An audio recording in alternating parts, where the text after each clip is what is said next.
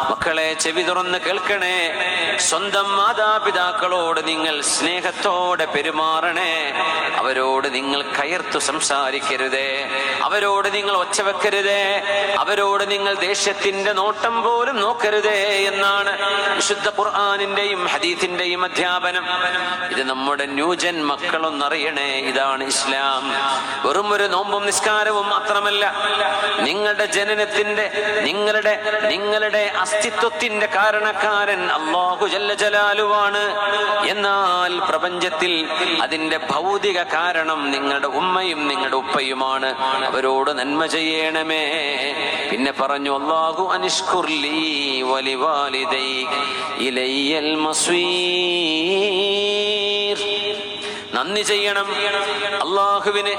പിന്നെ പറഞ്ഞു വലിവാലിദൈക്, നന്ദി ചെയ്യണം നിങ്ങളുടെ മാതാപിതാക്കളോട്.